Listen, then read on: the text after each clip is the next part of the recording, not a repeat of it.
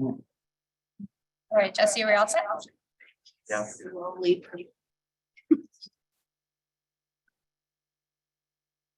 Everybody have their. Turn the volume. Hey Jesse, can you do me a favor? Change my name from my B number.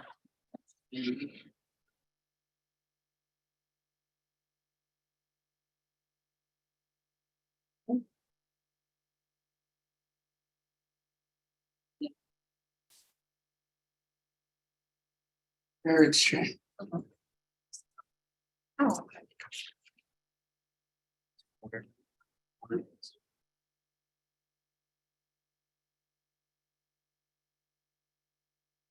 Yeah.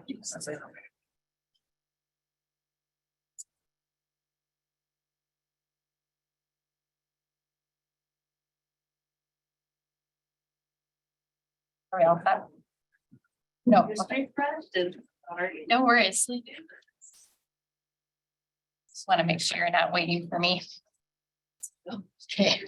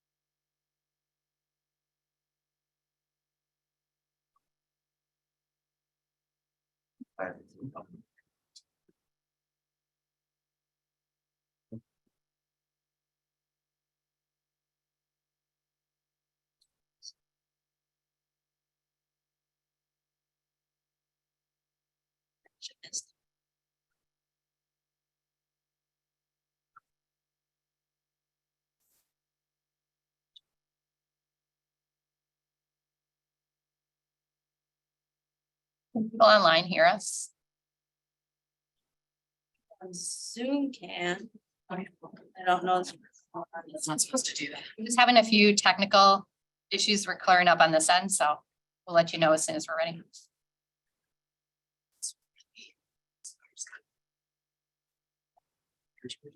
Chairs. It's like a plane. You sit down too, Chris. Here you go. Sit up straight. Hey Siri, turn off do not disturb. Hey Siri. Turn off do not disturb. Okay, I turned do not disturb off. Sorry.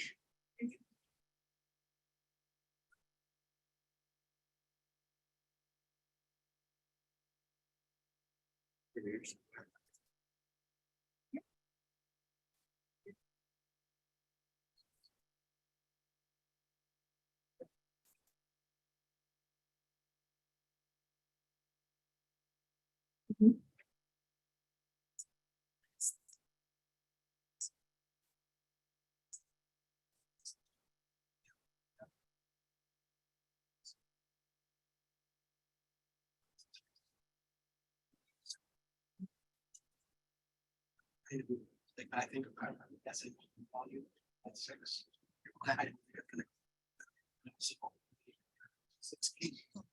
In the fact that average across the. I know, I mean, 8 is high just for, like, that's my reaction is like. Great, even if. Let's try that. Be here too. You could still go up. No, I actually kind of, I've heard from other districts. I guess major metropolitan areas, different person department, in a specific. Yeah, area. It did start closing. Good, yes.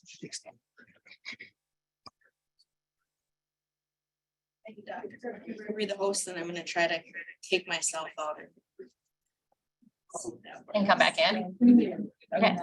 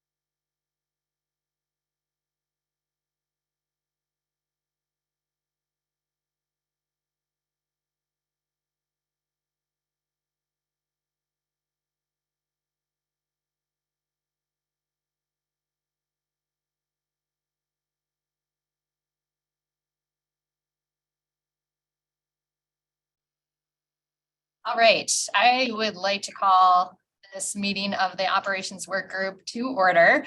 Welcome to Monday, April 10th meeting of the Operations Work Group. We apologize for the delay. We are having some technical difficulties and are not able to live stream on YouTube tonight, but the meeting is being recorded on Zoom and will be posted to the district website tomorrow. Is that correct, Jesse?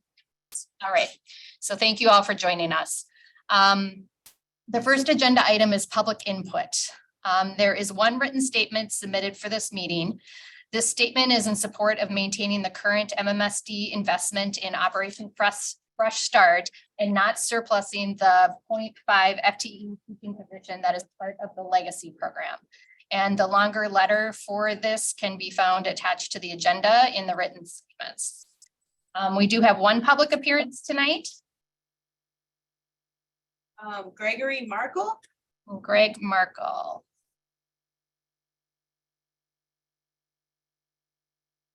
Welcome, Greg. Can you hear us? Thank you. Yes, I can hear you. Can you hear me? Yes, thanks for joining us. You have 3 minutes. Wonderful. Thank you. I'd like to thank everyone at MMSD for the long partnership with Operation Fresh Start and for being able to work together for so many young people to have success in our community through graduation, earning a high school diploma, a pre-apprenticeship certification, and moving forward into employment through the Legacy Program partnership. It is one of our deep partnerships with MMSD. We also run an options program where we work to re-engage young people over 18 into the school district so that they can continue in whatever fashion might be best for them. And we have, we're developing a deeper program partnership around CareerScape, which is working with MMSD students as they complete their degree within any MMSD school and moving into the employment world. These partnerships are robust, they're meaningful, and I'd like to thank the people in administration and the staff at MMSD for making them work. Here today to speak about one specific element of this partnership, which is within that legacy program, MMSD actually funds and staffs a half-time teacher position at Operation Fresh Start. This is a deep, robust partnership. This teacher is in charge of all of the cross communication between the two organizations, able to access MMSD information and resources such as homelessness support and social workers, and works through the young person's IEP process, because about a third of the young people at Operation Fresh Start in the legacy program are actually folks with IEPs. I think our relationship with the staff at the Office of Youth Reengagement is as deep as it ever has been, and this partnership is doing some really good things. I'd also like to say that our referrals are higher this year in the last few months than they've been in the last 3 or 4 years. So there's definitely a need for this partnership. About the funding side, yes, MMSD does provide funding on a per hour basis for young people at OFS. It comes out to about $6,800 a year for a young person. And we know that that isn't equal to the shared revenue that MMSD generates for that young person through the state, or nowhere near half as much as your taxing authority to support those young people. We feel as if this halftime position is part of those resources dedicated to the most needy young people in the school district at that brink of graduation. 75% of our young people are people of color.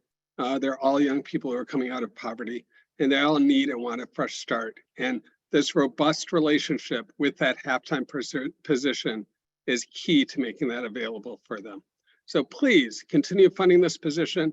The cost after shifting benefits to OFS for that, from OFS to MMSD for that halftime position, is probably under $15,000. So this isn't a cost issue. This is a minimal cost. Please support this deep, robust partnership in this position. And I'd welcome any questions. All right, thank you, Greg. We aren't able to do questions during the public comment period, but we thank you for coming to speak to the board tonight. Thank you. All right. With that, we will move on to the approval of minutes. I move to approve the minutes from the Operations Work Group meeting dated March 13th, 2023. Second, Michelle Nichols. Second, Nichelle. Joanna, your advisory vote? Yeah, I approve. Sorry for having my camera off right now, but I'll turn it on later. No worries, thank you. All those in favor? I,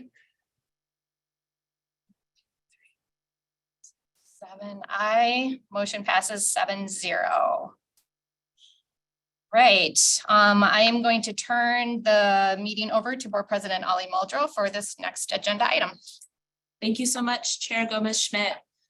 I'd like to read a resolution that is a tribute to your service on the board, and thank you for all the work you've done over the last 3 years. Whereas Chris Gomez-Schmidt, Board of Education member for Madison Metropolitan School District, has served on the board since 2020, whereas the leadership of Chris during the unprecedented times of COVID-19 during the COVID-19 pandemic has demonstrated her perseverance in countless ways over the past 3 years. Whereas staff worked with Chris to navigate very difficult state budget cycle, leading board discussions on a path forward as the chair of the Operations Work Group. Whereas her service and dedication to support students' achievement will shape education in our community for generations of young people and inspire the leadership of both our board members, the board members they leave behind, and those who will follow in their footsteps. Now, and therefore, be it resolved that the Madison Metropolitan School District Board of Education recognizes and greatly values the contribution of Chris Gomez-Schmidt and her dedication to MMSD schools. Her work and legacy will continue to have a lasting positive impact in our schools, on our students, our families, and the community. Be it further resolved, this statement be permanently imprinted in the Board of Education minutes for the meeting of April 10th, 2023. Chris, I want to give all of our board members an opportunity to thank you for working with us. This is your last official meeting and you're chairing it. I'll start by saying I knew of your commitment to education long before you were on the board. You're a person I saw at board meetings and in the community effectively working to make education as strong and as powerful in the lives of young people as it can be. And so I greatly appreciate your commitment to our schools. I know it goes beyond this role, and I hope that we continue to see you, thrive and succeed in the area of education and in all that you do. Board Member Nichols. Yes, Chris, I just want to say you will be missed. You have worked so hard on this board. You have put in countless hours doing research, putting your all into every committee assignment you've had, going out to schools, staying connected to staff, and always bringing a really thoughtful and also critical lens to the role. And I just deeply admire your commitment, the questions, the thoughtfulness that you've brought to the board. And I will be counting on you to still be a resource and an advocate and an ally for Madison Public Schools in the community. So just deep gratitude and appreciation for your service to this community and our school board. Board Member Simpkin.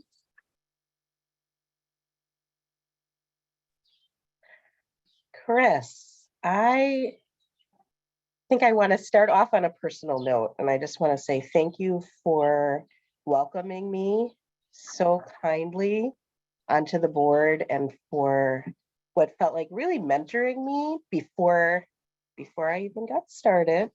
I really appreciate how you have always been willing to share everything that you've learned over the last 3 years with me and answer my many, many questions. And I think that really helped me get started. And I just have a real deep appreciation for you doing that for me. So thank you for that. And I think on a board level, you have brought such a deep set of skills and knowledge and integrity to this work. And I have appreciated you very much for every one of those things. So thank you so much. I'm so glad that we've had this last year together. Board Member Castro? Thank you. Yeah, Chris, you joined the board in the throes of one of the most challenging times in public education and have helped us and have helped guide the district through some immense adversity and uncertainty. And for that, I really appreciate you. I appreciate your hard work and contributions to the board and our district, helping guide us with a steady hand past the referendum and having a diligent eye on how our district uses resources, student achievement, and have been really invaluable.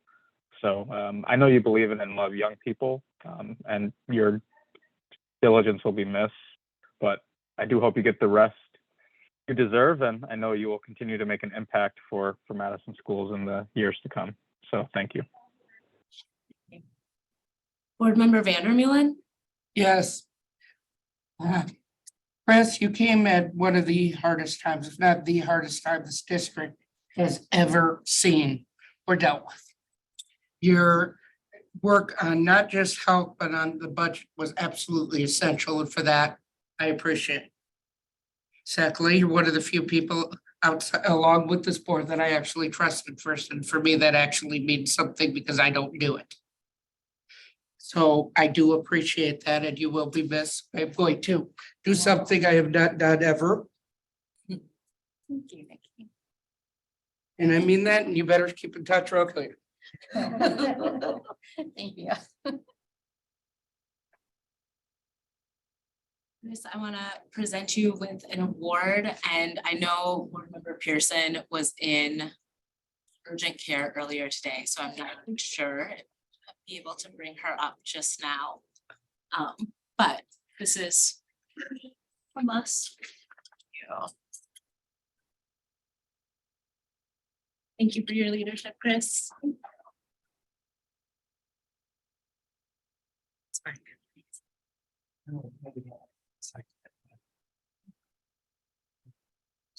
You deserve it. Actually.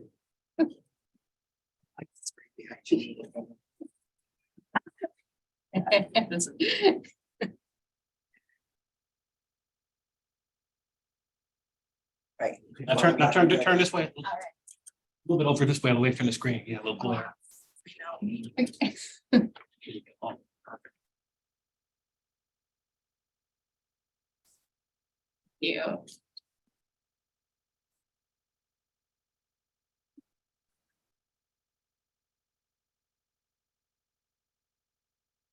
All right, Chris, I will turn it back over to you. Sounds great. Thank you so much. And thank you, everybody, for your kind words. Since we are already running late, I'll keep this short. I just wanted to let you know that it's been an honor to serve as an MMSD board member for the last 3 years. I have a phrase on my laptop that I see every time we meet from the late Bruce Dahmen, who was a principal at Memorial High School for many years. And it says, make good decisions.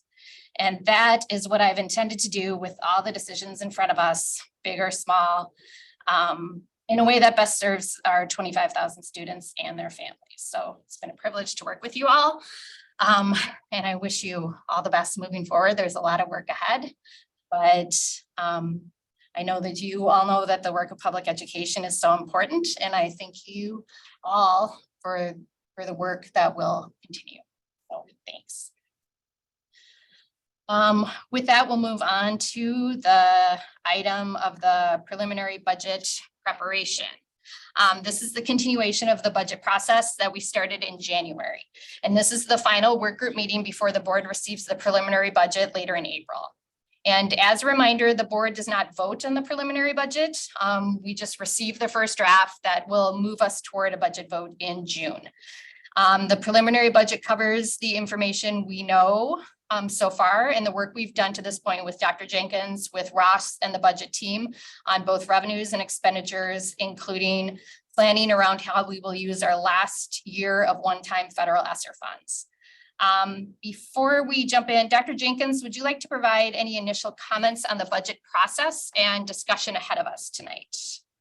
Yes, and I think you stated it so eloquently. And let me just say on behalf of the administration, we all just also like to say thank you to Board Member Gomez Smith and her phone calls to us and just time together. And hold on, my phone is ringing. I think that's Chris Gomez Smith.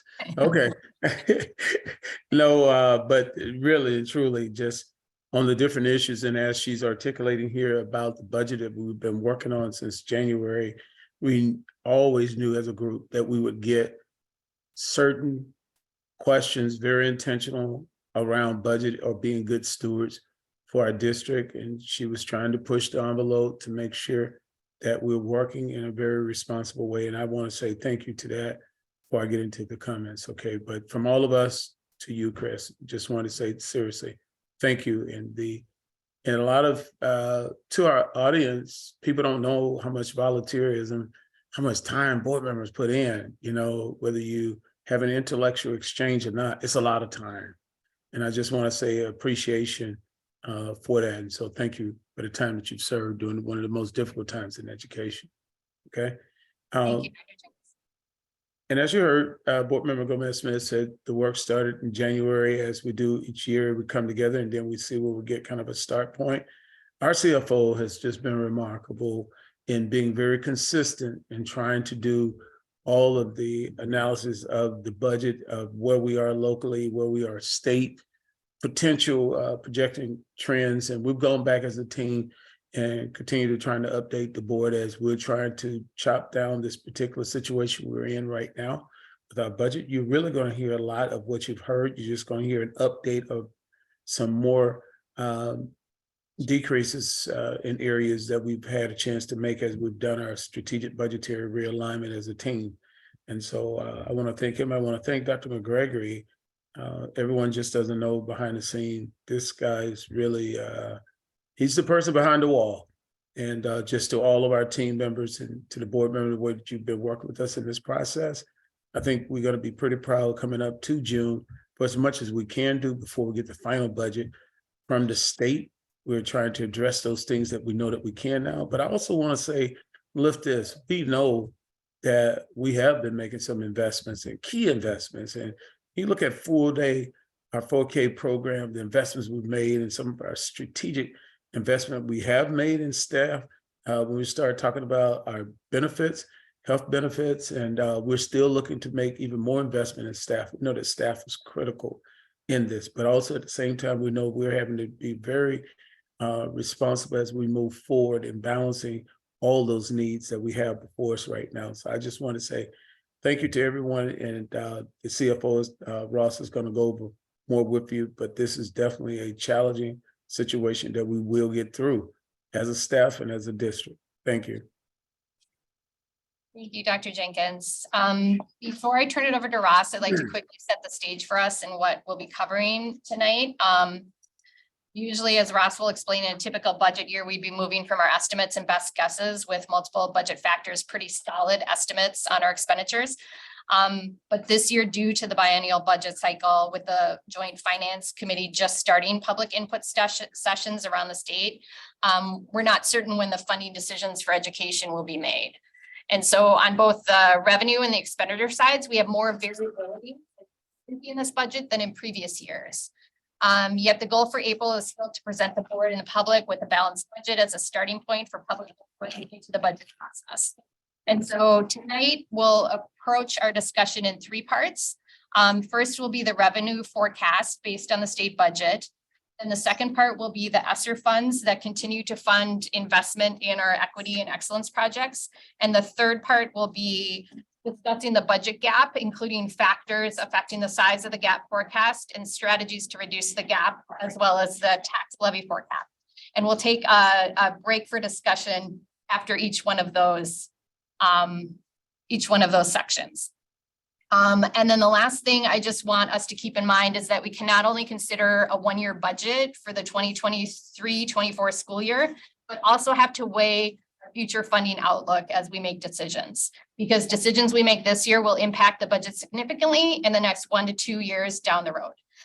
So with that, I will turn it over to Ross for your presentation. Thank you. Okay, good evening, everybody. Thank you for the introduction. Obviously, we have a big topic for tonight in that we have still very little new information. Dr. Jenkins said it correctly that I would love to be coming to you tonight with better state data and some more clear pictures of what to expect. But as we'll talk about throughout this presentation, there's a number of things that we just don't know yet. You've heard me talk since January about some of the major state factors that are still not set in stone. And we will do that. I do want to start the meeting, as we do every meeting, discussing our 3 goals. Goal 1, that every child is on track to graduate, ready for college, career, and community. Goal 2, the district and every school in it is a place where children, staff, and families thrive. And goal 3, African-American children and youth excel in school. In our budgetary process, we are in the constant cycle that appears on screen here. We are nearing what would normally be the beginning of our preliminary budget presentation and dissemination to the board and the public. And we're still working through some unknowns at this point, which I already prefaced. But in tonight's meeting, we do want to go over the following. We're going to do some updates for what we know, 23-24 budget development, some additional overview factors of the 23-24 to make sure we're all on the same page. Identification of what excellence and equity project investments we have scheduled for 23-24. What required budgetary allowances and budgetary realignment we've done to this point. And finally, based on our current scenarios, what our tax projections are looking like for this coming year. In our budget timeline, we are in April. We're putting together our first budget draft overview. Our regular board meeting this month will have a presentation of the preliminary budget proposal on April 24th, and we'll begin our community feedback process on the draft budget. So to recap where we are and where we have been, in our revenue forecast for next year, we know that it is still very possible that given all of the wonderful things that have been requested in the DPI and the governor's budget, we have seen 6 of the last 10 years, we've seen no particular increase in our major revenue and funding sources. So we are projecting the following. We know that based on previous years, we will be in a declining enrollment scenario, regardless of Third Friday's outcome based on the past couple of years' experience. Combine this with what we anticipate to be a potential $0 per pupil increase in the revenue limit, we could be looking at as little as less than $3 million in our primary operating source of revenue for next year. We do know based on our enrollment projections from last December that declining enrollment trends in the Madison area are expected to continue, and we need to start planning for what that could do to our operational expenditures and what resources we have available for all of our programming. At this point, the state budget proposals could still change. We know that the request on the table from the governor and from the DPI is $350 per pupil in year 1 of the biennium and $650 in year 2 of the biennium. But the Joint Finance Committee has still not met to do the deliberations at the state. They are actually in the middle of holding public hearings across the state to solicit public feedback on the budget before they begin those sessions. This is a slide we've seen before, but I want to make sure it's of mind that these impacts for Madison, while $30 million is certainly not a small number for us to consider as we look at what's happening with inflation in the area, but also our revenue authority, even under the best circumstances. Again, this graph is meant to identify purely global factors.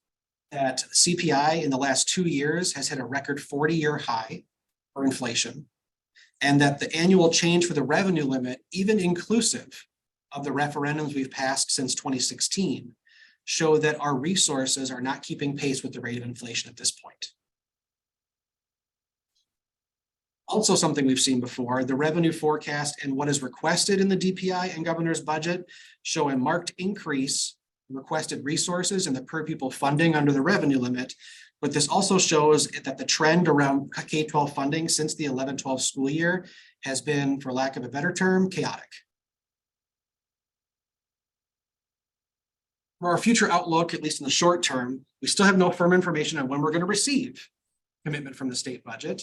It certainly seems like it's likely we're going to receive an approved budget after July 1st at this point. I would certainly like to get information sooner so we could adapt to some of these changes, but that certainly seems to be headed in that direction. I do want to highlight one important point. All the projections we're going through tonight are predicated on a 0-0 state budget. If we do end up getting more funding on the revenue limit for 23-25, or I'm sorry, for 23-24 specifically, this will assist in the deficit discussions we're about to have later tonight, but it will ultimately mean that any increase in authority will go on our tax levy, which is not reflected in the numbers in this presentation. I already said this before, but I'll say it again since it's on this slide. The state has started to hold public hearings in the state budget. The first was in Waukesha last week. I understand that there is one happening in the Wisconsin Dells on Wednesday, and 2 more are scheduled in northern Wisconsin before the end.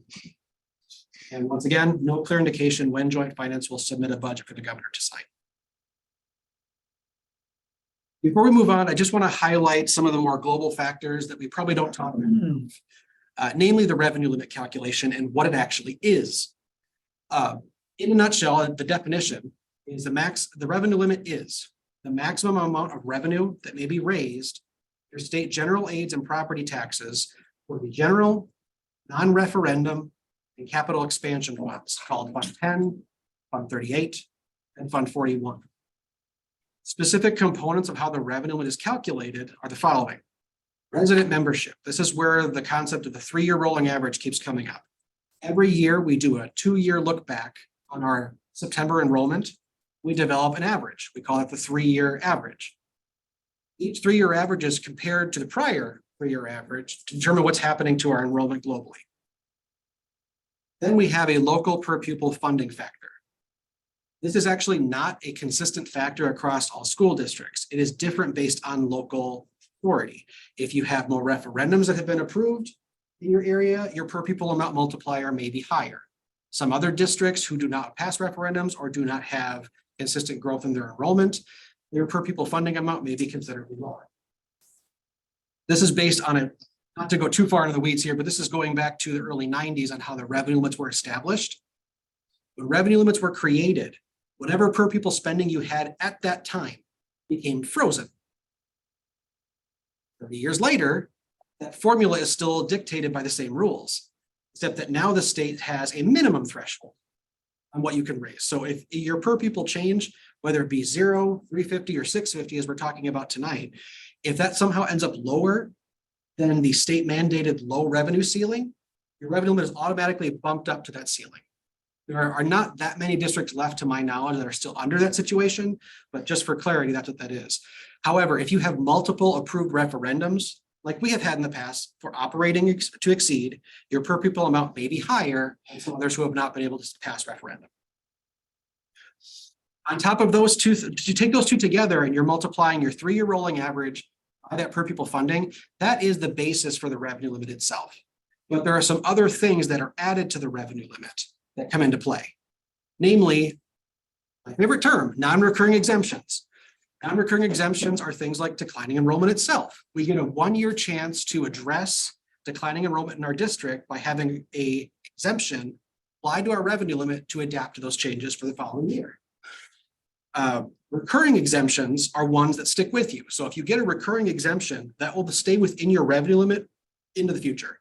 For example, anytime we had our operating referendum approved the last 7 months, the money we were able to add to the total referendum becomes part of our base revenue limit for future years. So in picture form on here, I have it displayed where resident membership times the per pupil factor plus any non-recurring exemptions plus any recurring exemptions equals your revenue limit authority. Now, the revenue limit authority is what we talk about all the time because it is our primary source. But within that revenue limit, the revenue limit itself is not just one thing. Go back to the top bullet point. It is the total amount that dictates what a school district may raise between state general aids and property taxes. So those two combined are how we get to our total revenue. Another way to think about it is once the revenue limit is calculated, whatever the district receives in general aids, what is remaining is the allowable amount that can be taxed under the revenue limit. Within the state aid itself, I want to show some outlook information tonight for the first time too. There is a significant investment requested in general state aids for the state of Wisconsin in the DPI request and the governor's request. However, the whole reason I had the explanation of the revenue on the previous slide is whatever new money is injected into the system for general aids, it still have to be within our revenue limits. So if general aids change substantially across the state, that's good for K-12. All that really does though is it provides tax relief to some districts. Because again, whatever we receive in aid only changes what we are allowed to tax on the back. Couple things locally we need to consider for this discussion. During the 22-23 budget approval last fall, I highlighted for the board that we had an unprecedented 16% increase in our total property value across all our municipalities. It's never been that high since I've been here. I can tell you that for sure. This is following an anomalous year in 21-22, where I had to indicate for the board that for the first time ever, total property value across the district decreased by 0.5%. The reason that's important is last fall, I mentioned that this 16% increase is going to hurt us for 23-24. Anytime you have increasing property value combined with declining enrollment, which we're experiencing, and increased cost, spells a result where you're going to receive less aid as a district, at least in this area, because we have a very, very high property value per student in the Madison School District, and that will create an estimated loss of aid for next year. So part of our discussion tonight later is talking about the tax levy itself. I'm going to break down what components of the tax changes are resulting from this aid loss.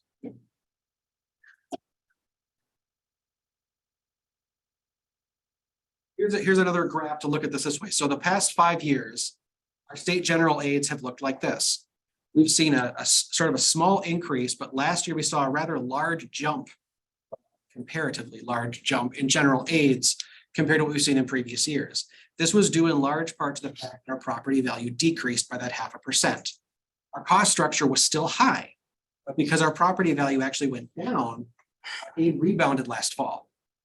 At this point, based on what we have projected from the state and what's in the budget today, I'm signaling now that we're headed towards an aid loss scenario just based on the ratio between property value and students in the district. Oh, at that point, I do have a pause point here if we had any questions on that first portion. If you do have any questions, if you can raise your hand in the, maybe Jesse, if you can take us off. Or if Ross can take us off screen share so I can see everybody. Board President Muldrow. Thank you so much for the presentation. I want to ask specific to the increase in property value, which you're estimating has an 8% increase going into this year. How does that, I guess, if people are seeing their property value increase and therefore their property tax increase, does that, have the authority on to take a greater portion of people's property tax based on its increase? So what we're looking at for next year, and this is going to be later on in the slides today as well, is I'm saying for now, we're estimating an average of 8% increase in total property value for the entire municipalities under our footprint. We won't have a clear estimate from the city of what that's going to look like from the assessor's office until usually it comes around early May, but the previous years it's come out in late August. But what is likely to happen between now and fall is whatever increase we see in property value is going to likely be higher than what we're allowed to make up in taxes. So our tax rate is likely to be lower next year, regardless of what we do. But our tax levy in total may be going up based on losses in estimated gains. Does that answer your question? That does answer my question to a certain extent. So if I'm the average taxpayer and I'm looking at how much I'm paying for property taxes and I'm saying I'm paying more, the district is getting more, is that the right presumption? No, it is not. Thank you. Okay, thank you for clarifying. At this point, the total revenue limit for next year, under the scenarios we just had on screen, is it's likely to change less than $3 million. That is less than 1% change in total authority district. If we get different information out of the state budget, that could increase. But at this point, we're comparing a projected less than 1% change in revenue authority to an over 8% change in inflation last year. Thank you. I greatly appreciate that breakdown. And here's the thing I think I want to take into consideration. So you look at your tax bill and you say, I'm paying more. That's got to mean that the district is getting more. You're saying not, the district doesn't have the authority to absorb the entirety of that increase. Correct. So where does the increase go? If it's not going to us, where does that increase in my taxes go? It's going to existing costs, because what would have been paid last year on state aids, as I can put the graph up if you want, is actually being replaced by tax dollars. So it's going to existing cost. If you're saying my additional property taxes doesn't turn into additional revenue for the district, who does it turn into additional revenue for? It doesn't create any new revenue. It's all under the same cap. So it like, I don't want to jump to the last slide, but there's a graph at the back that shows of the increase we're considering 6.9 million of that is from FD. So what was covered by state aid last year is now being filled by taxes, but it represents no new money to the district in that regard. Board Member Nichols, I saw your hand. It was property tax related. So thank you. Okay. All right, any other questions out there? Mine are on the next section. Okay, I can't see everybody, so if you do have a question, if you could speak up. All right, not hearing from anyone, we'll move on. Oh, wait, Dr. Jenkins. I just wanted to remind the board members, as we're going to be doing our briefings, it is something you want to have it answered for you a little bit later when we do the briefings. We're going to go through this with all of you, okay? So don't feel pressured tonight. We will get back to you, make sure that everyone understands this. This is really important that Russ is going over. Thank you. Thank you. All right, go ahead, next section. Next, I want to highlight some of the excellence and equity projects that we have on deck for 23-24.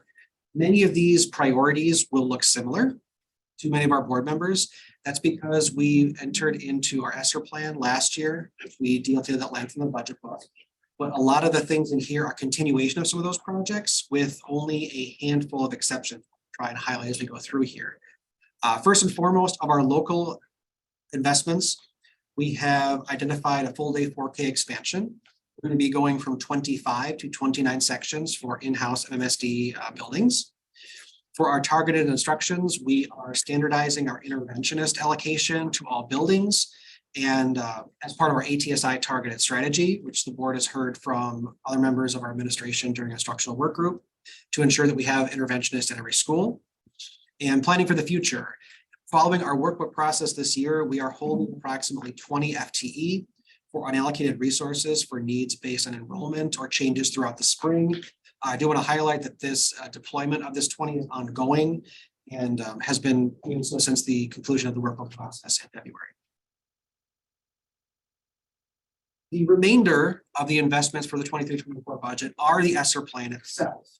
Many of the operational challenges we've been discussing over the last several years are tied directly to lack of operating revenue. We've had a significant focus from the state and the federal government, frankly, on one-time resources to sustain operations.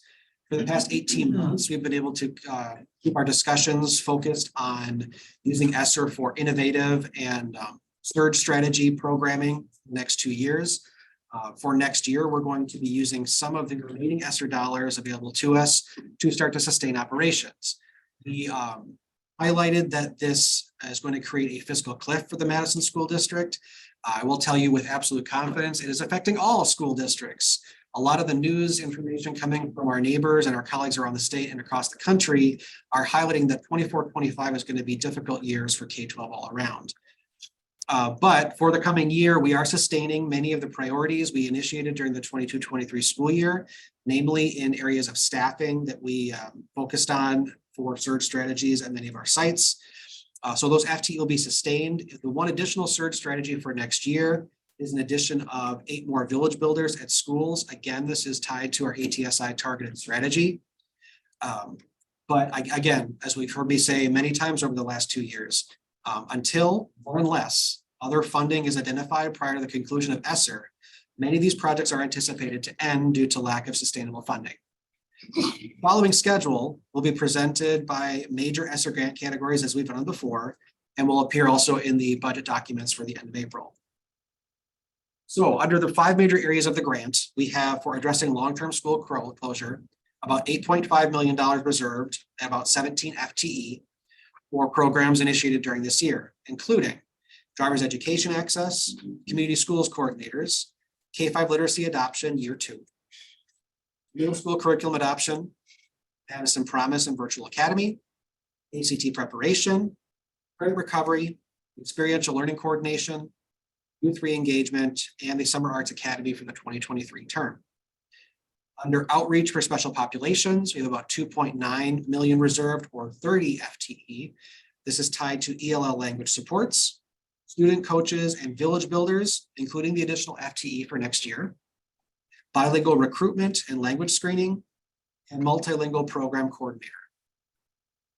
For mental health services and supports, approximately $1.6 million, or 11 FTE, mental health navigator, high school seeking safety, mental health BRS, mental health program manager, psychologist floater, restorative justice programming, school-based wellness center planner, and SEL curriculum development staff. For preparedness in response to COVID-19, about $28.3 million, or 14.1 FTE. Operational staff strategy, this includes existing staff such as PBS, interventionists, and instructional coaches, building services project, construction and custodial management, HVAC remediation, and health services, for example, contract tracing, testing, and PPE. And finally, for technology and compliance support, about $395,000, family digital navigator, grants compliance and AP support, and ESSER 3 project manager. That brings us to our second discussion point. Board Member Vanderbilt. Yes, I noticed under the excellence and equity, we have 20 FTE unallocated. Having heard the speaker of Operation Fresh Start with a 0.5%, can we use that to fulfill one of those positions? That is currently being held for building-based supports based on enrollment for next year. Is that possible that the board can decide elsewise?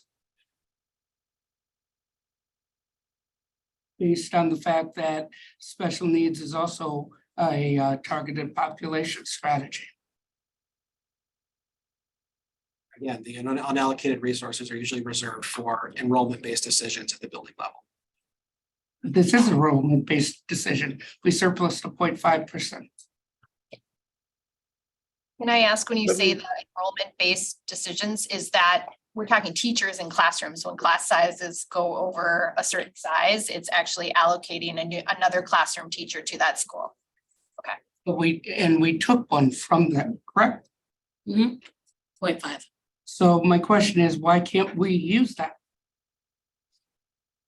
Can I just say, like, technically we could, right? The board could amend the budget to say, instead of having 20 FTE, we want to have 19.5, and we want to restore 0.5 FTE to Operation Fresh Start. I'd like that added to the agenda to have a discussion on that. Dr. Jenkins, I saw your hand, or Yeah. I see Cindy on there too. So would And one of then you I have like to one more address that? question. Okay, well, Ms. Green, you want to go ahead and go first, and then I'll close it if need be. Absolutely. Good evening, everybody. I just wanted to provide a little bit of clarification. The 0.5 staff person from Operation Fresh Start was not cut. That individual is surplus, so that individual is still within our system. So I just wanted to share that the nuance of that allocation and that person is still within our system. And the second thing I just wanted to clarify is there is a full-time, what we call program support teacher, that provides the support directly to any student in Operation Fresh Start that has an IEP, as well as some of our other programs across the board. So I just wanted to share those two pieces. I actually have one question related to that, if I may, Chair. Yeah, go ahead. On that, I understand it's surplus. Does surplus mean the teacher is available for the ability to teach in that program?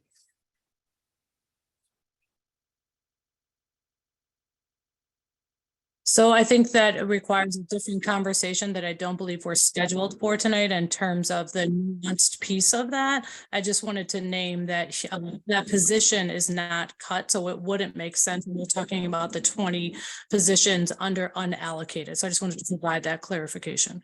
So I'm sorry, I'm a bit confused why that question can't be answered when we're asking on budget funding. We're asking on population that are special populations, which special needs are special population. And this has been provided and is being surplus, but we aren't allowed to discuss whether or not it's cut because it's not formally cut. So that means it can be used, correct? What I would say for all of us, I think in this, I mean, we're talking about two different things, and I think Ms. Green answered that in terms of the allocation that we have there in case we have the enrollment situation, which each year you're going to have that, right? And trying to get equity within the schools themselves. And the surplus, what we were talking about, doesn't necessarily mean that person is cut, but what Board Member Vandermeer is saying too, you want to make sure that those services are still going there. Let us talk about this to you, and then we can even come back and once we have an opportunity to explain it to you just a little bit further though. But I think I understand, Board Member Vandermeer, what you're trying to get in terms of that question, that service still being there, but let us just spell it out for all of you too. And I'll put it in the weekly too on Thursday, but I'll talk about it in our briefings as well. I also have two more questions. Go ahead. Can we use ESSER funds to fund partnerships at all? How does that determine? Sorry, I didn't mean to cut you off. So we cannot. Question, second question. I know we're funding village builders and we're funding village builders. But I am wondering exactly how many ESSER funds are used, and I'm still confused on that. So if someone could put that a weekly update, it would be important and understanding. Additionally, I have one additional thing I need to say, Chair. Yeah, can you just clarify what you just asked for though? Basically on village builders, on how that qualifies for ESSER and other programs. It doesn't, I get confused on what ESSER can be used for and what ESSER cannot be used for. And it's something, I know it's been explained to me. It's something I can't wrap my brain around. No, it's tough for all of us, Board Member Vandermeer, but Mr. McPherson, if you can give the one sheet that you had given out earlier in one of your presentation, the definition of ESSER and what it could be used for, we could share it with all the board members at the same time, because it gets confusing for everybody to, not, I should say everybody, but for a lot of people. And lastly, the last thing I have to say is I'm an attorney by trade. I'm not sure that us meeting without the live stream is appropriate. I was told it was. Legally, I do not know. Therefore, I will post the transcript as soon as I can because that is the only thing I can do, and hope it gets posted tomorrow. But legally, I have to state that. Otherwise, that would be violating my oath. It is going to be posted. Actually, Tim is coming down now to work with Jesse to start the download so that it's ready to start and ready to post, hopefully before the board actually even leaves the building. We'll just post it in parts. All right, thank you. That's all I have. Board Member Simpkin. Thank you. I have one comment and then a question. I am also interested in receiving answers to Board Member Vandermeulen's questions about the halftime Operation Fresh Start position. I'm wondering what the plan is for how students participating in this program will continue to receive necessary services without that position in place, and how we are or are not honoring our contract with Operation Fresh Start by removing that position. And so if you don't have the answers to that now, when you provide us with an update, I'm going to be looking for that information. And I'll pause just to see if anybody has the answers to that before I go on.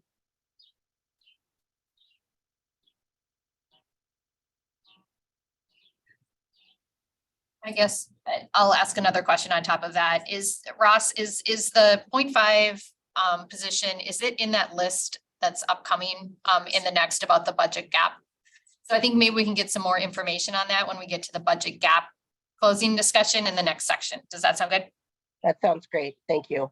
Okay. My second question is, I believe I've noticed a shift in the addition of full day 4K from being community partner additional spaces to being in-house spaces.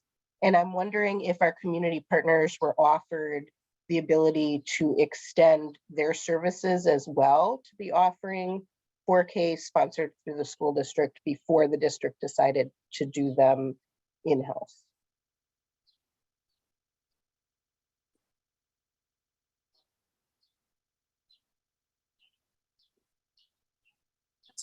Do we have anyone with us tonight who can speak to that? On the full day 4K expansion? I do not believe Carletta or Colleen are here to answer your detailed question, Board Member Simkin, but we're happy to provide a response to you regarding your question in full day 4K. Okay, I appreciate that. I am actually here. Oh, Board Member okay. Simpkin, Carletta is apologies. here. Thanks, So Carletta. yes, so Colleen does meet with the outside providers as well. And there was an increase at Reach Dane Head Start by 2 full day programs. So we did have an increase in our partnership programs as well as internal programs. Okay, and I'm digging into this a little bit because it actually has community-wide implications when we Yes. expand our 4K program in-house. So I'm wondering, was Reach Dane the only partner that was offered that expansion, or were all partners offered that expansion? So she meets with all partners and has conversations because there are other aspects and requirements that they also have to follow in order to get those increases. And we also found that in the previous year, when we did make increases, some of our sites were not able to fully enroll. And so we took those things into consideration as well. Okay, I appreciate that. Was that due to low staffing? Correct. Okay. Okay, thank you. I'm so glad that that decision was made really thoughtfully. I very Yes. much appreciate that. Thank you. Right, Board Member Nichols. Yes, thank you. My question is related to ESSER, the use of the ESSER funding. Sorry. So I just want to pressure test my thinking or understanding. When we had a budget update in February, I wrote down that I thought there was going to be 29 million left in ESSER funding. And that we thought at that time, 16 million of that 29 would likely be uncommitted. It looks like in this update, when I added it up, that's like 41 million dollars. So I'm just trying to figure out, is there still going to be uncommitted ESSER funds, or yeah, if you could just help explain. No, I'm glad you brought that up. So in February, we provided the update to the board ESSER spending. That was based on the schedule we put forward for the 22-23 school year. Based on what we know and what we have still in process. So a lot of what's on the ESSER schedule for next year comprises things that either do not get completed this year or that will be in process going into this summer. So because we're capturing fiscal years as of June 30th, whatever funding we had identified for a project that either isn't complete or won't be completed before June 30th has been pushed into the 23-24 plan. Got it. In addition to that, we have all the FTE that we're going to be sustaining for next year as part of the existing ESSER plan. As far as uncommitted funds, that is what we're currently applying towards existing operational staff due to some of the gap slides I have up the next part of this presentation. Okay, thank you. So the 41, almost $42 million of ESSER excellence and equity projects is some of what has already been started and is carrying forward into the next fiscal year. Correct. Okay, thank you. Any other questions? All right, Board Member Castro. Yeah, before we approve the budget, I think it'd be helpful for the board to see a most recent accounting for how we spend our most recent tranche of ESSER dollars, so to speak. I think it could be helpful information and tracking that, and you know, also in part in trying to fund the programs that have been popular that we want to continue off of ESSER dollars. It'd be good to know, you know, what the results of those programs have been that have been primarily on ESSER dollars. So I think that could be helpful. Thank you. Great, thank you. I just have a couple of questions. In looking at this, at the ESSER planning and spending, there is an addition of 8 FTE as the surge strategy for the village builders. Knowing that these funds are going to end, it's like potentially hiring folks for 1 year. Because after the funds run out next year, the funds are gone. So when adding up all of the ones that you have, we basically have 76.5, a little bit more than that, FTE that is using these one-time funding sources. And if the new funding sources aren't found, these are going to have to go away because we can't fund them anymore. The question, kind of like what Sabian was asking, is there a current strategy for how to prioritize positions that are funded on ESSER that you hope to continue versus ones that we know will no longer be needed, such as like contact tracers or things that were like the health COVID strategies and things like that? Is there any of those types of details that you can share with the board? And as Sabian asked, like the analysis of what's working and how it's being evaluated? The evaluation actually is something we're doing internally based on the DPI monitoring guide. But in regards to your question around continuation of FTE, we certainly have had several internal discussions about those that we would like to continue where funds identified. There are some that might look easier to cut than others, but at the end of the day, we're still talking about 74 positions in someone's job. We don't take that lightly, but I've been working with Carolyn Stanford Taylor and Cindy to discuss some of these outcomes and desires for some of those positions past next year. And we'll be bringing that discussion back to the board for next year's development for sure, as we start to approach some deadlines on what we have to make decisions about what we can continue and what we can't. Okay. That is my only hesitation. I know that the village builders has been important and it is being used as an ATSI strategy, but to add 8 positions that are potentially only for a year, that is a bit of a concern. Yeah, one thing to the board members, I say to you, adding those positions and the fact that we're saying bringing the data back to show that they're really working, right? And that should be the sentiment we have for things that we currently have been funding for years that we have not asked for, or maybe we asked for it, did not provide adequate data to support them. I think the ESSER, and I'm one who just don't like ESSER dollars because they can destabilize your budget, but at the same time, it is an opportunity to try some things as you're balancing the strategic budgetary realignment, looking at some of those things for years that haven't produced the results. You have a wonderful opportunity.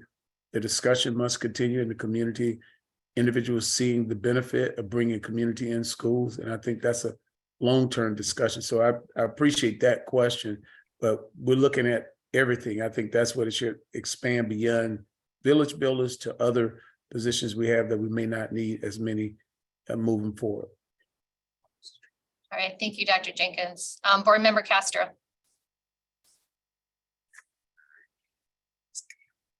I am sorry, I meant to lower my hand from the previous question. You had another question. All right, seeing no more hands, we can move on. Oh, Board Member Muldrow. Can I ask really quickly, so we've expanded 4 sections in-house of 4K. Where are those 4 sections going to be? Because we're getting actually really close to having like 1 section per school. We have 32 elementary schools and we have 29. However, my understanding is that our full day 4K sites are concentrated to specific schools. So how many of our schools are offering full day 4K? And are those 4 sites, those 4 sections, addition to the same schools we've already had full day 4K, or are they at new schools? Remember where they in the original document, but I'm struggling to find them on the fly, but We'll let you I'll work with. I have it, Ross, if you don't have it. There 14 schools. The majority of them, where they expanded, sorry, this year is at Emerson, is a new 4K site for full day 4K. Kennedy added a section of full day. And that's what we have in addition to the 2 full day sections that were added to reach Dane Head Start. So what you have, Ross? Thank you for that. Yes. Henderson? And Henderson, sorry, yes. Just want to make sure that I understand. So we added a section at a school that already has a section, or that already has it. We added two sections or 1 section, and then we made Emerson a full day 4K site for the first time, and then we added an additional session at Henderson. So I just want to make sure I understood you correctly. Yes, so Emerson is a new site for full day 4K. Kennedy had 3 sections. We added a section, so now they have 4. And then Henderson has 3 full day sections. 1 is bilingual and 2 are ELI. Thank you. I want to ask about the 20 unallocated. So last year we had a significant amount of unallocated LTE that was split between kind of just purely unallocated and also between Madison Promise. We had 10 FTE. I was saying LTE. We had 10 FTE located in Madison Promise. I don't think we ended up using all of that for Madison Promise. So what happened this year when we had more FTE assigned to Madison Promise than they ended up needing based on their enrollment? So first of all, the 20 FTE we're holding for unallocated is separate from Madison Promise. The Madison Promise FTE we authorized in the fall budget was originally 10 FTE unnecessary. We changed that plan. I think it had been prior to fall, where we shifted about 40% of the funding we had identified for that to online licenses for Pearson. So at this point, the FTE that we authorized last fall and what's left is still identified for next year from Madison Promise. So functionally, the same amount of funding is headed towards Madison next year as was this year.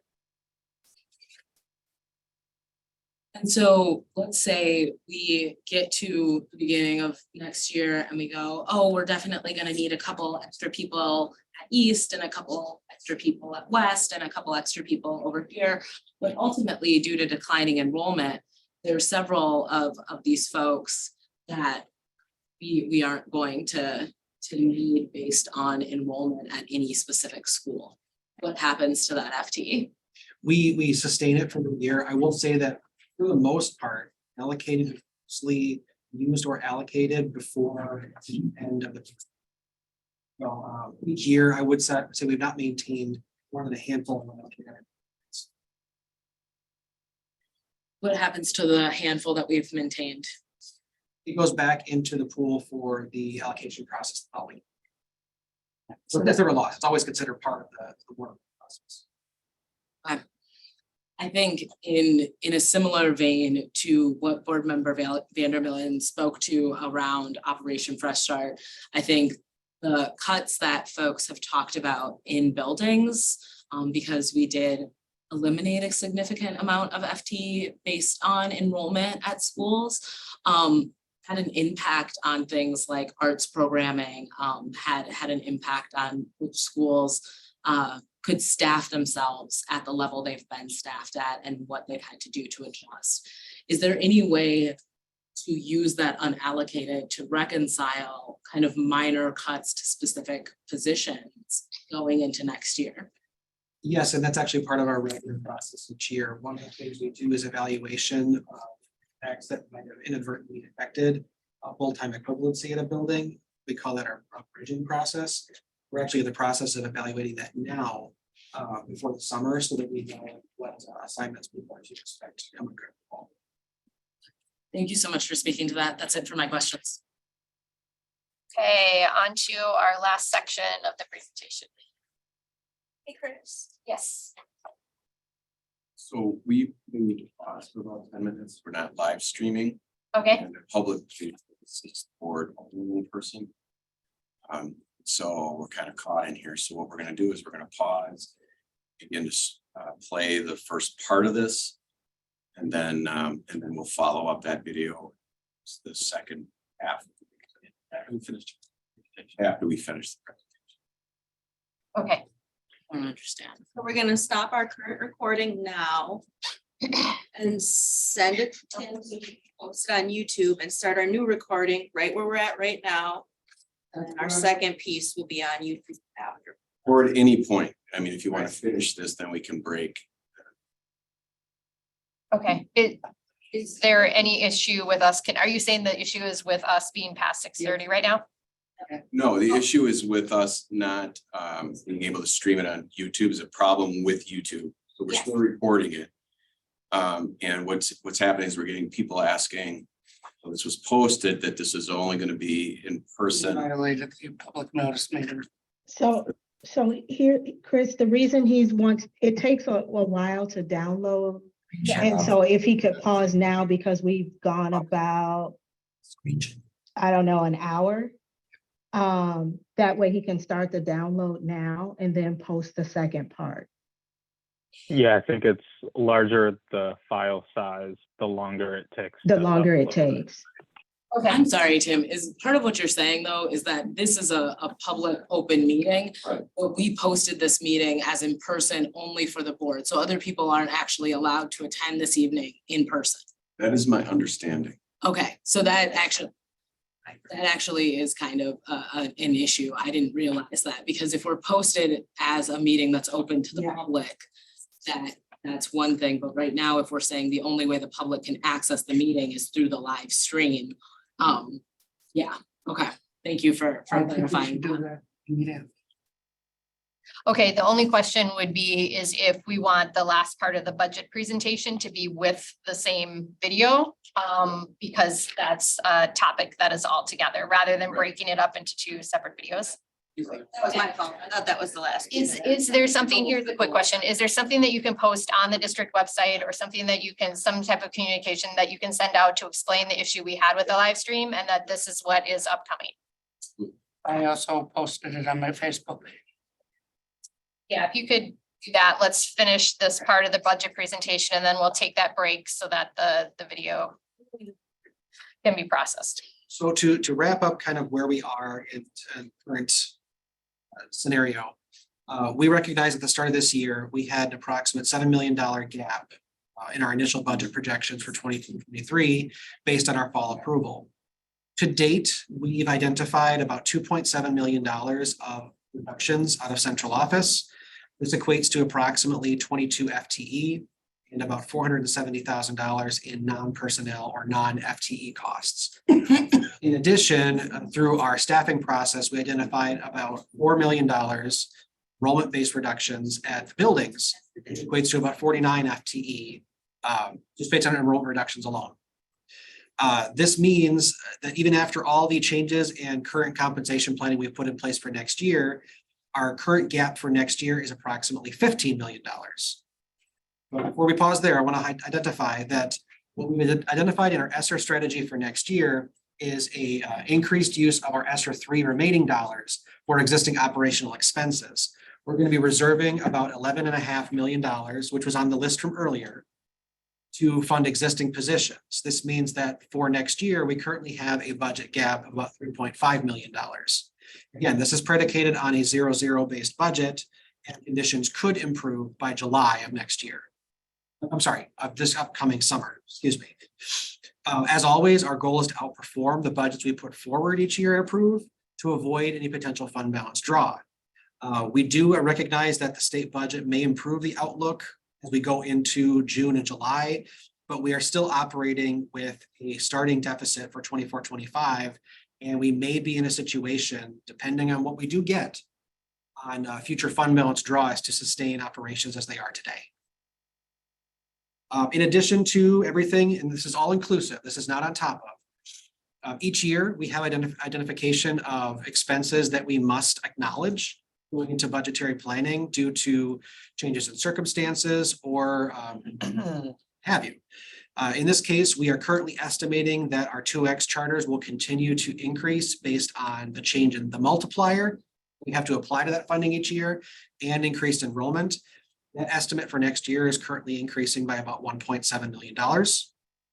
Our open enrollment changes for next year. We are a traditional open enrollment leaver district, meaning we have more students open enrolling out of the district than into the district. Based on the change in multiplier proposed in the state budget, that could impact us approximately $780,000. And then finally, based on some of the RFP discussions we've had in recent months surrounding changes to our transportation contract, that is going to increase costs approximately $4.2 million. As far as the budgetary realignment, this is a similar chart to what we looked at last month on the reductions within central office. This has been changed only slightly since last month to clarify a few of the figures within. But again, all the reductions on this page, similar to last month, are inclusive of the gaps we just. So going to the final topic of the night, the tax levy forecast. The board is scheduled to, just as a reminder, the board is scheduled to award the final debt issue for the 2020 capital maintenance referendum next month at the regular meeting. This award will have some changes to the tax impact on the next slides, but I just want to highlight that we've structured the debt draws over the last several years to plateau the annual tax impact for the capital maintenance referendum to be sustainable for the next several years without significant change in the debt structure. However, we're still navigating some fairly high interest rates in the borrowing market. And we are working with our bond counsel right now to prepare those bids, which will be ready for the next regular meeting. So of the tax levy increase we're looking at today, and a 0-0 state budget, there's an estimated 2.83% increase in the total levy, driven primarily by changes and reductions in general aids and projected voucher impacts we just talked about. The key variables here is that we are anticipating using the maximum revenue authority, an equalization aid loss of approximately 15%, and the average, the 3-year average for MSD enrollment to fall approximately 200 students in the average for next year.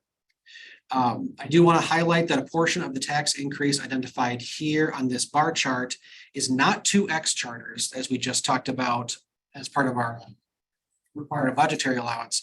The voucher programming is a separate entity for special needs vouchers that appear as a non-recurring exemption on the revenue limit. This means that every year in October, when we get our identification of what students applied for special needs vouchers across our school district, the DPI will tell us what students enrolled in that program and essentially what exemption is being granted for us to pay those students to attend those services. So whether or not we utilize the exemption we're given in October, we are still required to turn over these funds to that district. So in essence, it is a direct tax impact to the school district each year. On top of that, we are finalizing the changes to some of our MSCR programming as we get them situated in their new leased spaces at MSCR Central and MSCR West, and finalizing the last of our seasonal staff increases for that department.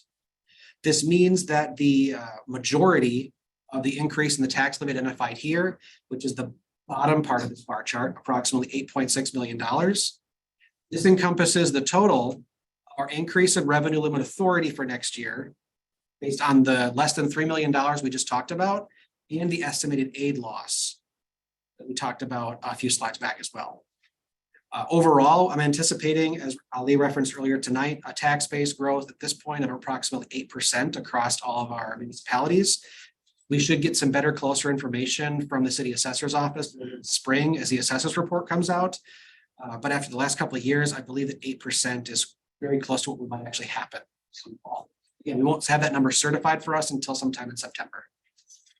All in, this means that our estimated mill rate is projected to be approximately $9.49. This is 48 cents less in the 22-23 school year. This means that, yes, our tax rate will be falling per thousand for everyone in our taxing authority. But based on projected increases to average home value, average home value could see an increase of approximately $35 per tax bill for next year. So with that, it brings us to next steps. We're still working on the initial budget and document preparation for the end of April. We will continue to have further conversations with board members and within the administration as necessary on any equity project questions. And we'll release the draft preliminary budget on April 24th. For May and June, we have the debt resolutions coming for the final bond issue for the 2020 referendum. And we'll begin our community feedback process for public. And between now and June, we'll be making any adjustments needed in preparation for the June preliminary vote.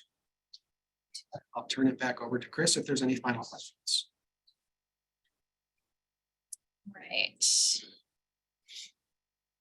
Any questions on that part of the presentation?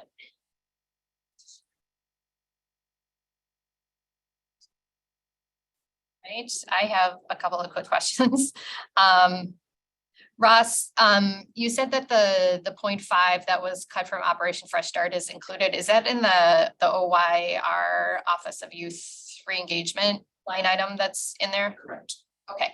Are there any other partnership, like FTE, that crosses partnership lines that we should know about in the central office structure? There were some, and I know that was included in a weekly update 2 weeks ago. Oh, it was. Check that with Cindy Green, because I know she had. Okay, yeah, if it's included, if someone could just point me in the right direction to find that information, that would be great. And then, let me see what my other question was. So given all of the uncertainty and sort of flux in this budget, both revenue side and potential expenditure side, are there any anticipated changes in what the board is going to receive as the preliminary budget is released at the end of April? So we're in the process of producing most of what we can with the budget book as we've done in the past. I anticipate there's going to be some documents we're not going to be able to produce, primarily either due to lack of information, or frankly, some items that would not be able to be updated until closer to third Friday. For example, there's an aspect of the budget book that covers a lot of our demographic data. The only data we would be able to put in the budget book at this point is the same data we put in last fall's budget book. Because that every time we produce that information, it's based on the third Friday of a given year. So at this point, it would be a year old. So I'm trying to put the most pertinent data in that update for April. And if there's any changes or updates requested between then and June, we'll incorporate that into the June preliminary document. Okay. Do you ever use the January count for that, or how does it usually roll out on the budget? We have not in the past, no. Okay, is that just less accurate or? I won't say less accurate, but it's different capture points, and it's harder to nail down the same set of data that we do. Okay. All right. Let's go back to Zoom here. Are there any other questions? Oh, board member Nichols. Yes, thank you. Man, okay, Ross, can we just go back to your slides 19 and 20? These are the budget gap strategy. And if we can, I'd love for us to just kind of elaborate just a little bit more. I know that you gave a nice overview. So just to be, just so that I have clarity I need. So, at one point, I thought we had talked about an initial gap kind of starting for 23-24 being around 5 or 6 million. Maybe my recall is bad. Is this 7 million kind of the most up-to-date figure? No, so this is going from last year fall to now. Okay. So we knew that approving in the approval for last fall, we had approved a budget with a structural deficit of $7 million. Through some discussions we've had in preparations for our compensation plan for next year, and some of the decisions we're currently entertaining, I'm signaling that right now we're putting ourselves in a situation where we're going to be as much as $15 million in the structural deficit for next year, were it not for the funding available for ESSER to sustain some existing positions. Okay. Okay, so you're showing here central office reductions, and we would be able to see some of those reductions on the chart that you had on slide 22? Okay, thank you for that. And then you're also showing that there's some non-personnel costs, which we would also see on that chart with there would be no FTE listed. Correct. Okay, then the enrollment-based reductions were out in workbooks. Workbooks already went out to schools, they did their adjustments, they were closed, and so those 49 FTE have already been accounted for, so to speak. And that is across all 52 schools, the 49 FTE. Okay. And you're saying that ended up being an equivalent of $4 million. Okay. And we made those adjustments based on enrollment. Okay. Then the compensation planning revises gap estimate to approximately 15 million. So that's where you're saying we already came in with a structural deficit at 7 million. We're talking about making some other compensation adjustments that could make the deficits 15 million, but we're going to use ESSER to account for some of that. Okay, which is then the next slide. Okay, so let me come back to this ESSER question, which is in the previous part of the presentation, when you showed us all the equity or the ESSER funded kind of equity and excellence projects that have started, will continue and end next year. I counted the 41.6 million, I think. 41.7. All right, so close. So is that 11.5 million sitting in there and I just didn't notice it? Okay, it's in there already. Got it. All right, thank you very much. So that 11.5 takes the 15 million down to a 3.5 gap. As of now. As of now. And so at this point, considering that central office is taking quite a big reduction in FTE and non-personnel costs, schools have also had to make reductions. Do we think that there are any other gap closing strategies that would address this 3.5 million? I would say at this point, there's not any easy cuts to make to close that gap. We, like many other districts, have started to be forced to use ESSER dollars to close some of these operational gaps. Again, I want to reference something from last spring that we talked about. Green Bay Public Schools had identified as long as a year ago, they were facing upwards of a $28 million budget gap in 24, 25 and beyond. I'm saying that today, based on what we know, we're looking at a minimum $15 million gap for 24, 25, barring any changes in the state budget outlook in the next several months.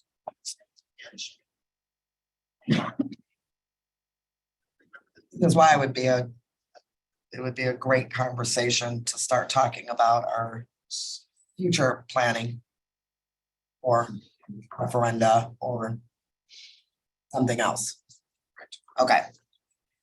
I think that helped outline those slides. So I think I'm good there. Thank you. I don't see any other hands. I guess my question, Ross, is that all along I'm sorry, Board President Mulder. Oh, I was gonna say all along we've said, don't use ESSER funds for ongoing expenses. Like, don't use ESSER funds for ongoing expenses. So if we use $11.5 million of ESSER funds for ongoing expenses, we are just sort of creating a gap. Like, my question is what risks and obligations do we create for the 24-25 budget and beyond by using this strategy? It's how it looks. I mean, we've hit a point where the operational increases for school districts have caught up to just about everybody. And yes, now we're talking about using one-time funding for ongoing expenses, which is a budgeting 101. But 6 years of no increase in our authority has left us with few options at this point. So barring some very drastic measures around like staff compensation, which I won't even mention, that is what we're faced with doing if we want to sustain things the way they are. Okay. That makes sense. And then, but this could change based on, I mean, this again is all assumed on a 0-0. And if some level of funding does come in, then we would have to use less of the, Yes, but at this point with a $15 million gap already identified, anything we get up to that amount would only accomplish filling the hole that we're looking at for that beyond. Right. And I have to believe that in 24-25 we would have other increases to consider and we create additional pressure on the budget. okay. All right, Board President Mulder had her hand up and then Nikki, I see you. Yeah, so Ross, I want to ask specifically about the budgetary realignment review.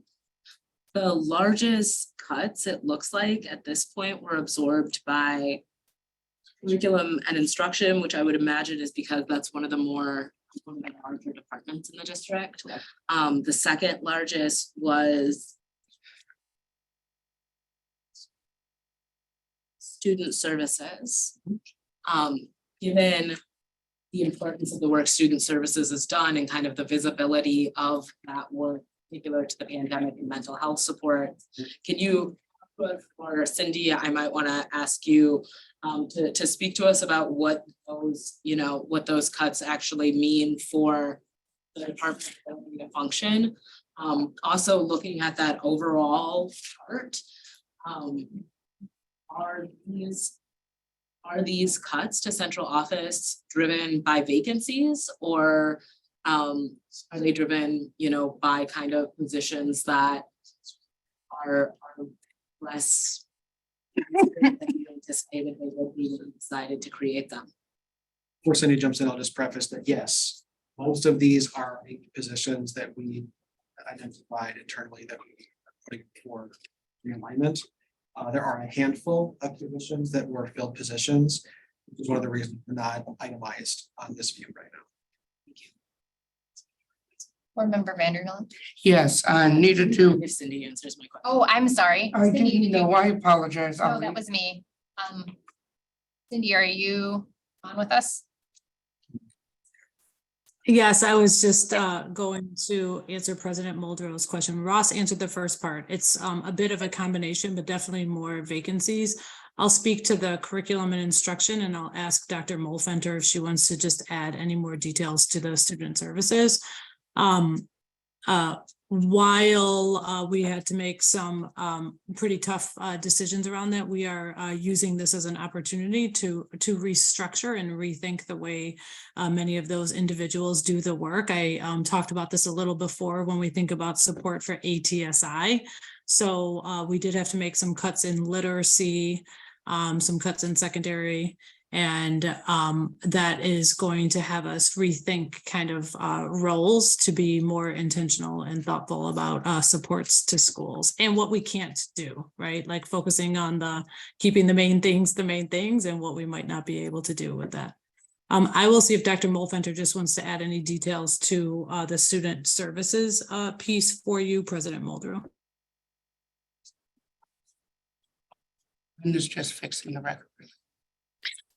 Good evening, everyone. Thank you very much, Cindy, and thank you for your thoughtful analysis and questions. I will say that Ross and myself and other members of cabinet sat down and looked carefully at our vacancies in student services to determine positions that were currently, where the work was currently being done by people who are working for us. And so it was virtually only reduction by vacancy. So in other words, we're not cutting any positions and we're not cutting any of the critical work that happens for scholars. We will maintain all of the supports to our schools that help to support high quality services for our scholars with an IEP, 504 plan, and advanced learning needs and other needs. So we really just looked at where we looked very carefully at being able to continue all of the important work, but not needing to fill positions because we've created some additional efficiencies across student services, including student and staff supports, as well as advanced learning. Thank you so much for speaking to that. I want to say, Ross, I appreciate kind of understanding how Madison Promise was impacted by their enrollment and how that meant we shifted resources over to Pearson. I am curious if we will have an analysis of the difference between students who attended Spanish via Pearson versus students who were able to have a Spanish teacher available to them. So are we looking at, if we're taking resources away from staffing and replacing them with software, are we looking at the impact that has on student success and the implications for that? I personally want to advocate that. I think we should be investing as much in people in the classrooms as possible and in buildings as possible. And I think that's one of the reasons Village Builders is incredibly important is it's about connecting young people with adults who can support them, at school. And so I am curious to see kind of how Pearson worked out for us this year. And, whether or not the results justify us committing to continuing to have that approach and how staffing will impact the necessity of that approach moving forward. I don't see Dr. McCray on tonight, but I will certainly read. Thank you. And then I just have. Yes, Board Member Vanderman. Yes, wanted to do one clarification. It was stated that OFS has already has someone that does special ed. There, I just talked to the director special of OFS. According to their budget, there is no other position that is engaging more than 0.25 at OFS and none that directly interact with students. I would like that in the record. Additionally, I have to, as much as I respect you, Nancy, and you're doing a wonderful, wonderful job with our students. But how can we say we're not cutting special education when a position we're cutting is directly working with special ed students? I don't understand that.